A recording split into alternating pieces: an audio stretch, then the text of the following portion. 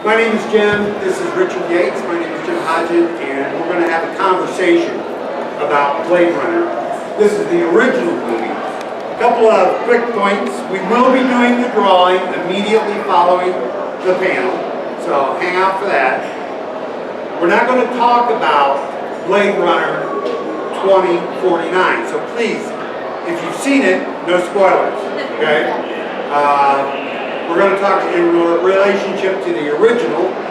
How many here have seen the original Blade Runner? Raise your hands. So we've got a couple. Great. Wonderful. How many here have seen Blade Runner 2049? No spoilers. Okay. All right. Richard, you want to give a little... Yeah, my name is Richard Yates. I have been involved in movies and theater and film for quite a while on my own right. On my 15th birthday, I asked my mom to go see Blade Runner, and it was in 1982. And the movie came out starring Harrison Ford and a couple other people. Edward James Olmos and who was Rachel? I'm sorry, Sean Young. But my big thing was going to see it because Harrison Ford was in it. You know, I thought, oh, Indiana Jones, you know, and Han Solo, this is going to be amazing. And I went and saw it, and I came out completely dumbfounded, like what I just seen. It was cerebral, it was beautiful, it was completely artistic, and it was not spoon-fed. It was not a Hollywood cash grab. And as I would say about the new one as well. So I've seen movies hundreds of times. You can ask my wife. I've seen movies like, you know, dictate the entire script. Blade Runner is one of them. But Blade Runner is definitely one of those movies that when I saw it, it's one of the only movies I continue to go back and study it. I continue to go back and watch it over and over because I catch something every single time. It's totally unlike any science fiction movie I've ever seen. You know, there's Star Wars, which is grandiose and fun and fantastic, but Blade Runner was dark and depressing kind of in ways, but uplifting, and there's a common thread through Blade Runner, which I think is what Jim and I actually talked about last few days, was the fact that there is a common thread through Blade Runner. And so, by really saying that, the movie came out, it did marginally well. It did like 30 million back in the day, which was considered not very good. But over the years, it's obviously gotten this big cult following, which is exactly why they're making the new one that just came out yesterday. So with that in mind, we only have 30 minutes to talk about a movie that we have been working with Jim here for 10 years, and we've been talking about Blade Runner for 10 years. And we still, I don't think, have cracked the surface of what really Blade Runner is and what it could be, what and what the new one is. And now there's just more questions because we went and saw it last night. We walked out going, oh my gosh, and they still didn't answer some of the questions from the original. So with that in mind, we do want to talk about the original Blade Runner, and we do have a set of slides, and I'll give it back to Jim. One of the things that we like to look at with Blade Runner, the original, is the genre that it falls into. It is definitely science fiction. And for the time that it was produced, in my humble opinion, it makes a touchstone for several aspects of not only social commentary, movie-making magic as it was, the production values, the writing, the direction, the world that was developed. All of those are right up there, as it says up there, with a couple of original other science fiction great movies, such as Forbidden Planet, which came out in '56. Now, that was a wholly unique film, except for one piece. That was the plot, which was stolen from Shakespeare. Can't really go too wrong with that. The next film up there is 2001, which Kubrick did amazing stuff with filmmaking at the time, with the technology at the time, and just placed it forward in time. It's an amazing touchstone of film work.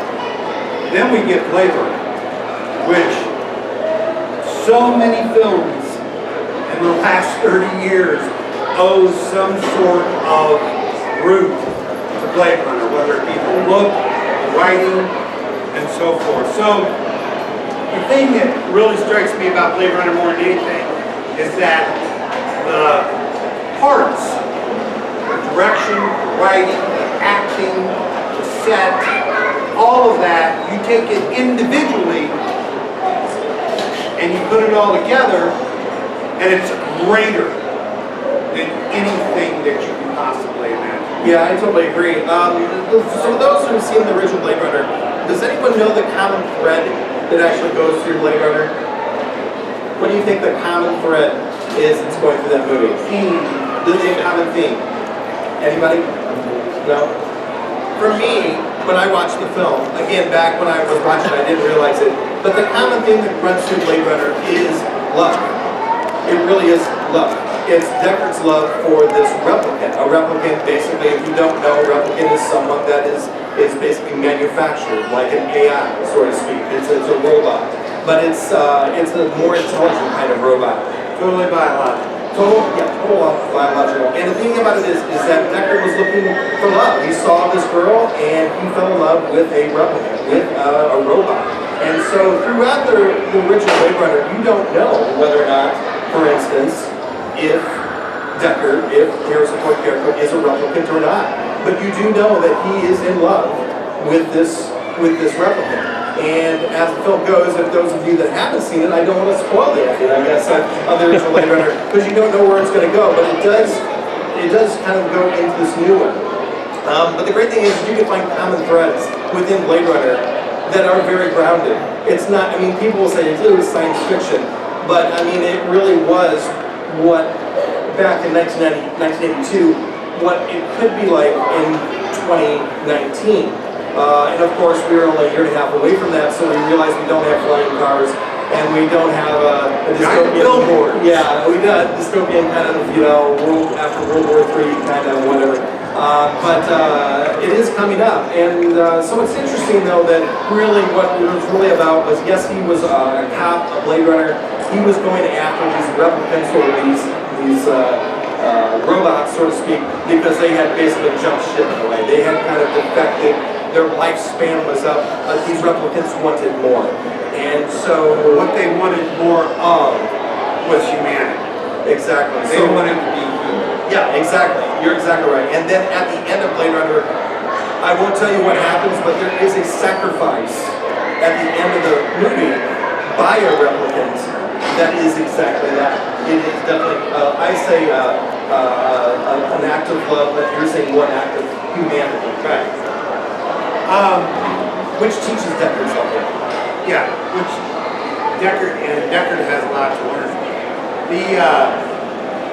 Before going further, this is a conversation, and so before we move on to other aspects of the film, does anyone have any questions in regards to what we've already talked about, being general, when it came out, what all that means?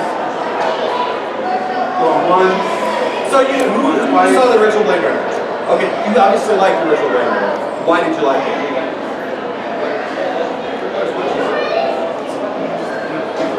Beautiful piece of art. Yeah.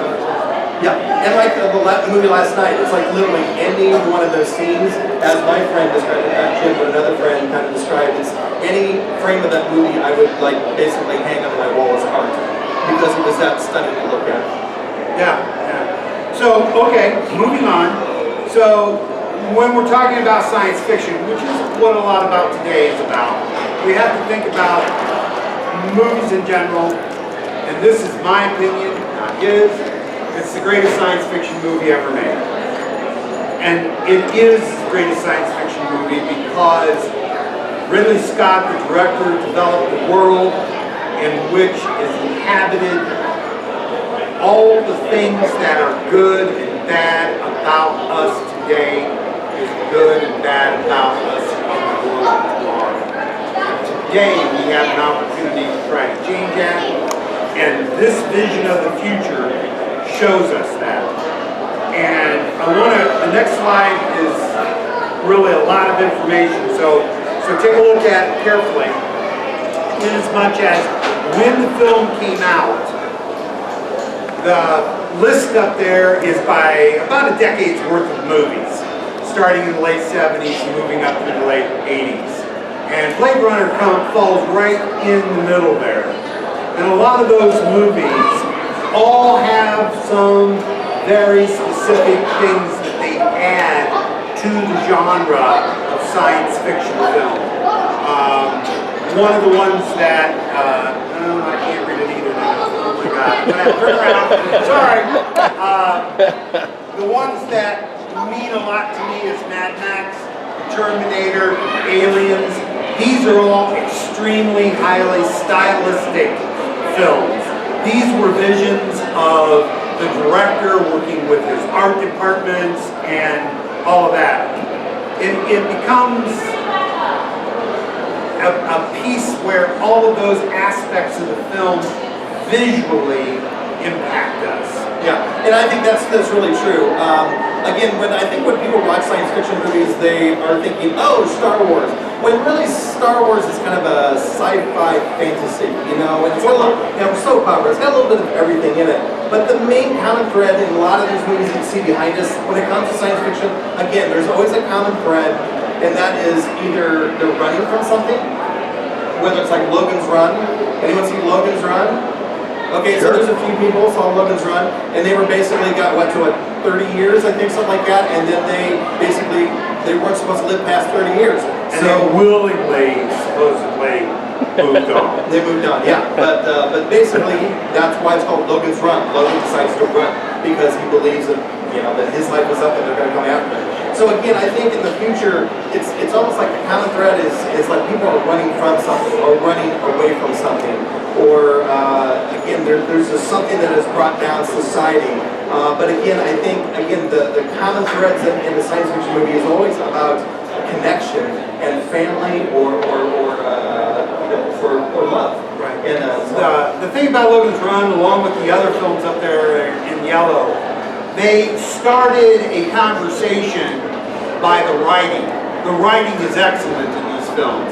They are putting forth concepts that the general public had maybe been thinking about or were in relationship to something else that was happening in society.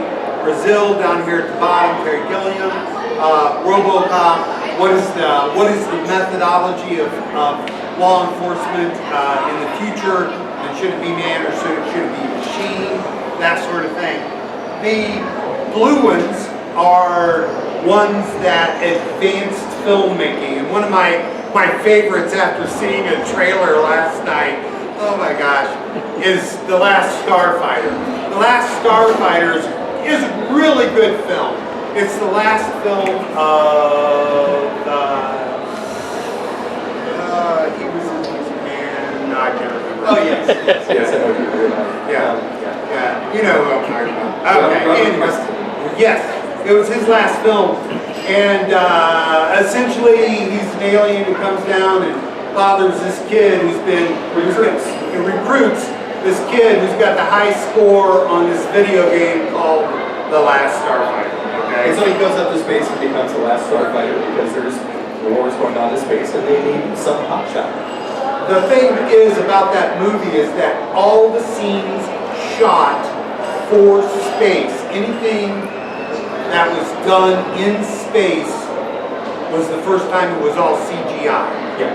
Blade Runner was, again, no CGI. No CGI in Blade Runner, not until the revisionists. Yeah, so I think that's the thing. I think it's what you're just touching on is the fact when you do go back and watch the original Blade Runner, you'll see that movie was done like the old style. It was matte paintings, beautiful matte paintings. There were just shots that were just incredible. There were models, and it was really phenomenal piece to see in 1982. And I think that's why that opening shot is so amazing to see Los Angeles, and then like to see what you were seeing.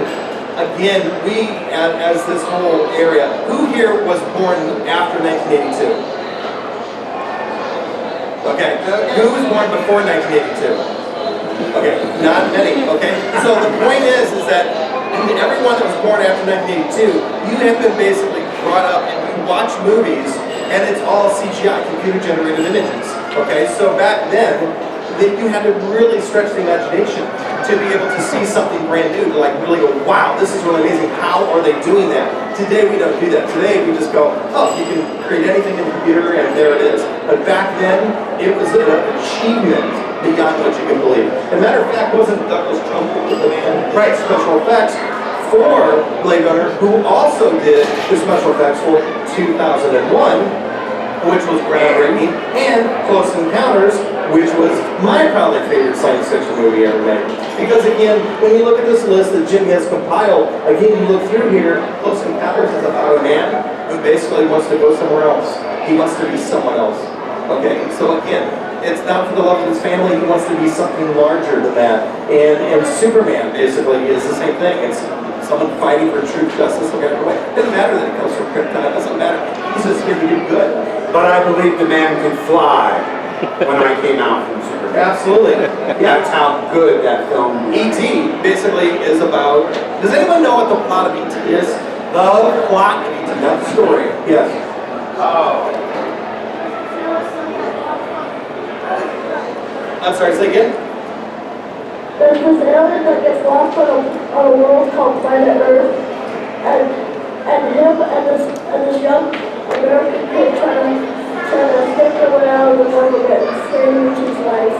Okay, that's really good. That's actually really close. That's very good. That's part of the story, a little bit part of the plot. But innately, when you watch E.T., if you've ever noticed it before, it is about E.T. not having a father. Okay, when you watch the movie, they talk several times within the film, hey, Dad's not here. Or they pick up the shirt and go, oh, this is Dad's aftershave, it's, Old Spice. And so the point is that E.T. became Elliot's surrogate father. Okay, so when you watch the movie again, all these movies up here, they can be science fiction, but I think there's a lot more meat to these science fiction movies, which leads us back again to Blade Runner. One of the things that we're talking about in Blade Runner many times is the idea of replicant, which is a fully biological manifestation of man's ability to manufacture human beings. The question becomes, is Deckard a replicant? This is a question that was raised from the very beginning, from the very first movie, and there's been 5 versions of the movie, and I've watched them all many times. And no clear idea is he a replicant or not? There is no answer. There is no answer. There's a lot that is hinted at. There is a lot that is sort of an innuendo in regards to that, but you never really know. And that's one of the reasons why I love this film. It does not give you the answer. Yeah, it makes you think. It makes you work for it. It makes you want to have an answer, and hopefully you're courageous enough to answer the question for yourself. Yeah, and the great thing about that when you're watching the film, you're thinking throughout the film that maybe that Harrison Ford character, Rick Deckard, is a replicant. And there are several hints towards that possibly you're thinking, oh, because the idea of Blade Runner is that there's also implants put in these replicants. Okay, someone has implanted memories, implanted thoughts and dreams inside these replicants, and the replicants, or these robots, do not know whether they are real or not real. So the biology there is the fact that they are so well made, they can't distinguish whether they are real or not real. And so that's the real crux of the story, that even Deckard thinks that he is real, and as the film plays out and ends, he still does not know whether he is real or not real. And a large piece of that question comes from the director, from the actors, and from the writers.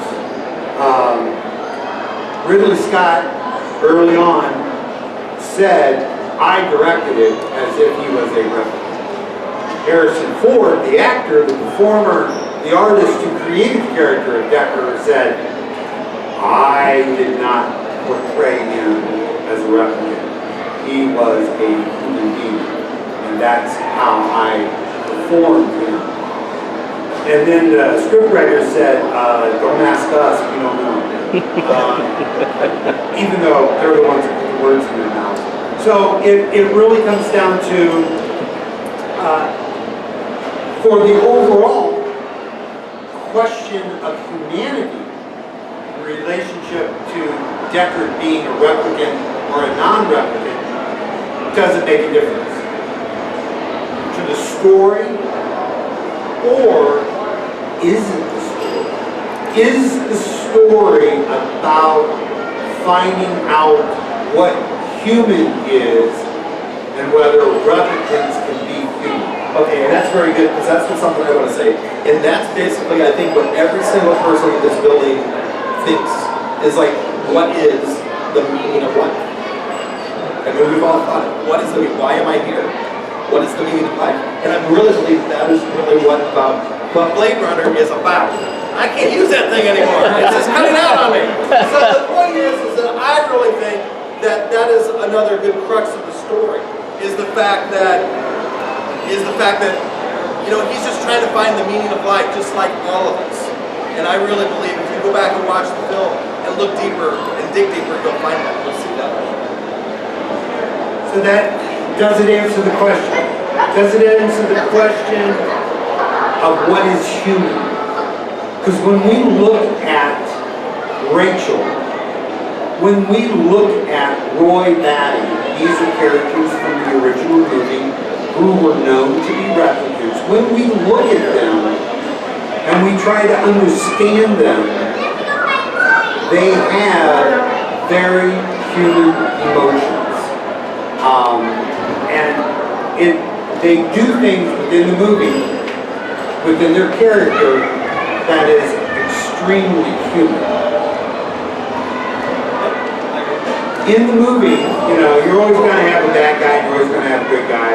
And we all think that Deckard is the good guy because he's the protagonist and he's the one that the film is focused on. And that Roy Batty is the bad guy because he kills everybody. And he does kill people in the movie. But what is good and what is evil in Blade Runner is another one of those questions that come forward. It just begs the question, what does that mean for humans? Yeah, I totally agree. And so I think that basically, I'll try this once again, that if you get the chance in the next, month, or whatever, go out and rent the movie or get the movie. You can't really rent it anymore, I guess. But go get the movie and watch it again. I'm still in 1982. Go to the video store and rent the movie. Go watch it and look at it in a completely different form. Yes, it's a detective story. Yes, it's basically a film noir. Yes, it's basically about replicants and a Blade Runner. But look deeper, watch the little nuances in the film, and you'll see what we're talking about. It's not just your typical A to Z film. And that brings us up to about 4 minutes to go. Okay, well, let's get through the last couple here. Is the movie about is the movie about tomorrow, or is it about what we are today? And in '84, that was a huge question. We had just come out of the Vietnam War. We were trying to reestablish our footing as being basically good to everyone. There were crises that still happened. I don't know what they were. I was not aware, as I am today, of some of the things that's going on. But for me, I believe that Blade Runner, the original, holds up a wonderful magic mirror to society at the time, and actually allows us to see more about who we are and what we want to be, okay, than where we've been. Yeah, I agree. And if you see the new one too, I believe the new one answers some questions from the original, but it does not answer, unfortunately, the begging question that I've been thinking for the last 35 years. I want this question answered, which is, I won't say, because you should go see it. You should go see the Yeah, but it does not answer the question. It still leaves it open to interpretation. And they think that's why this movie, I beg people to go see it because what comes out of Hollywood anymore is just a cash grab, you know. And don't get me wrong, I'm not putting down Transformer movies, but after you see the first one, I need 4 more. But the point is that this movie, I think, is something about a little bit more special. I think they took a risk making this film, and I think it's and to go into it with your brain turned on instead of off. Everyone in the movie, from the performers to the writers to the director, they have all taken immense risk with Blade Runner 2049. Yeah, absolutely. Any questions on anything that we've discussed at all? We would love to have. Here's one. Who is Blade Runner? That is a very Good question. Who is a Blade Runner? Well, a Blade Runner is a cop, okay? And that's what they are called, are Blade Runners. And they're kind of like a bounty hunter. So a bounty hunter would basically go out and track someone down, and that's kind of what Blade Runners do. And in the movie, it basically talks about replicants or robots who have gotten to their 4-year lifespan, and then they're starting to cause trouble. So basically what they're doing is they're going out and hunting these replicants down. And I think that's the gist of it. Yeah, pretty much. That's a good question. Yeah, pretty much. Recently, they've come out with robots that can like have nature and respond. Do you think it's ever possible to Yes. They already have. Yes. They already have. In Japan, if you or China, if you look up, there are definitely already they have made, you know, basically what they call AIs or artificial intelligence, and it's already been made. So yes, I mean, it's kind of like who's seen Jurassic Park? Of course, almost everyone's seen Jurassic Park. Do you realize that the year that movie came out, the movie came out, and 3 months later they had cloned a sheep? If you remember that, Dottie, I believe. You remember that? So the point is, that movie was not only, it was on time. It was right on time. And Blade Runner is not that far of a stretch. No. You take away the flying cars, and it's basically everything is still intact. Okay, that gets us to the bottom of the hour. We thank you guys very much for coming to this conversation. Thank you very much. Is everybody signed?